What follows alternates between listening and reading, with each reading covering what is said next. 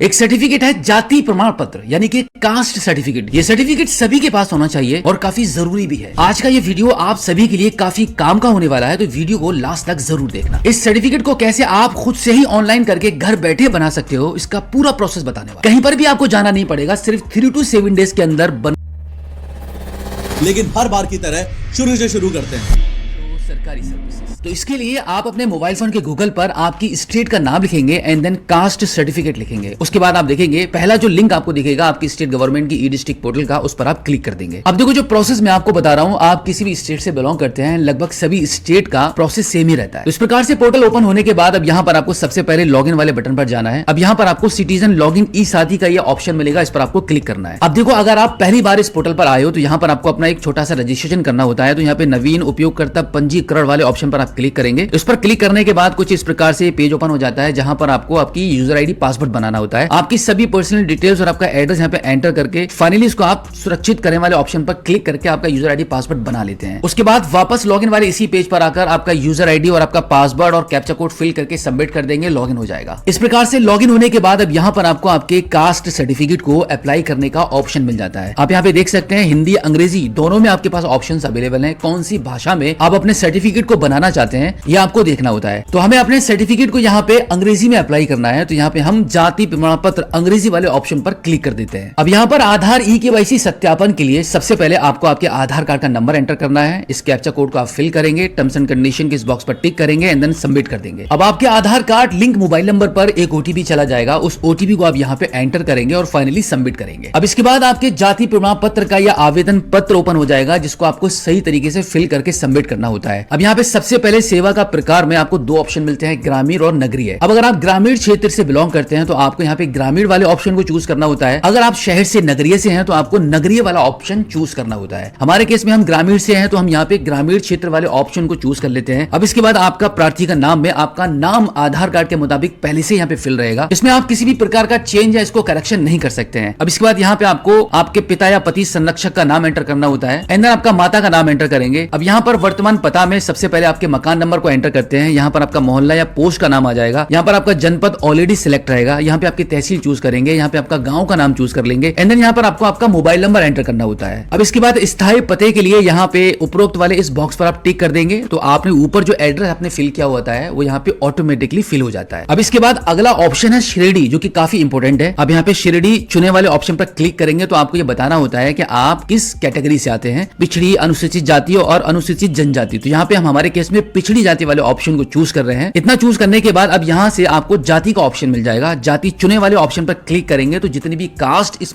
Category में आती हैं उसकी पूरी लिस्ट यहाँ पर ओपन हो चुकी है। अब इनमें से आपको आपकी कास्ट चूज करनी होगी। इस प्रकार से कास्ट चूज करने के बाद अब यहाँ पर आपको आवेदन पत्र बनवाने का कारण यहाँ पे दर्शाना होता है कि आप इस प्रमाण पत्र को क्यों बनवा रहे हैं, वो रीजन आप यहाँ पे लिख दीजिए। अब इसके बाद अगले ऑप्शन में यहाँ पे नहीं रहेगा, इसको नहीं रहने दीजिए। एंड देन यहाँ पे अगर आपकी फैमिली आईडी या आपका राशन कार्ड बना हुआ है तो यहाँ पे ऑलरेडी मेंशन रहेगा। अब देखो इसके बाद आपका फोटो, आधार कार्ड की फोटो कॉपी और एक घोषणा प्रमाण पत्र आपको यहाँ पे अपलोड करने होते हैं। लेकिन अब एक नए प्रोसेस के थ्रू अब अगर आप चाहो तो आपको आपका फोटो यहाँ पे अपलोड नहीं करना पड़ेगा। यहाँ पर आप देख पा रहे हैं आधार की फोटो अपलोड करेगा ये ऑप्शन आ रहा है। अगर आप इस ऑप्शन को चूज कर लेते हो तो आपके आधार कार्ड पर जो फोटो लगा हुआ है वही फोटो आपके कास्ट सर्टिफिकेट पर ऑटोमेटिकली अपलोड हो जाएगा। अब यहाँ पर आपको आपका आधार कार्ड और सिर्फ घोषणा प्रमाण पत्र ही अपलोड करना रहता है। तो अब इसके लिए आपको क्या करना होगा, यहाँ पे अटैचमेंट टाइटल में चुने वाले ऑप्शन पर आप क्लिक करेंगे। तो यहाँ से स्व प्रमाणित घोषणा पत्र वाले ऑप्शन को आप चूज कर लेंगे। अब देखो ये स्व प्रमाणित घोषणा पत्र आपको कहां से मिलेगा ये भी देख लीजिए। इसके लिए आप ई डिस्ट्रिक्ट पोर्टल के होम पेज पर आ जाएंगे और यहाँ पे सबसे लास्ट में आ जाएंगे तो आपको एक ऑप्शन मिलता है स्व प्रमाणित घोषणा पत्र, इस पर आप क्लिक करेंगे। तो इस प्रकार का ये घोषणा पत्र आपको दिख जाएगा। इसका प्रिंट आउट लेकर आपको इसको फिल करके अपने मोबाइल फोन में सेव कर लेना होता है। उसके बाद यहाँ से स्व प्रमाणित घोषणा पत्र वाले ऑप्शन को चूज करके अब यहाँ पे चूज फाइल वाले ऑप्शन पर क्लिक करेंगे और आपका जो प्रमाण पत्र है उसको यहाँ से अपलोड कर देंगे। अब इसके बाद एक आईडी प्रूफ भी अपलोड करना होता है। तो उसके लिए एक बार फिर से यहाँ पे आप क्लिक करेंगे तो आप देखेंगे यहाँ पे आपको इस प्रकार से कुछ ऑप्शंस मिल रहे हैं, लेकिन हमें अपना आधार कार्ड अपलोड करना है। देखो इनमें से अगर आपके पास कोई डॉक्यूमेंट है तो आप उसको अपलोड कर सकते हैं। इसके अलावा कोई और है तो यहाँ पे आप अन्य वाले ऑप्शन पर क्लिक करेंगे।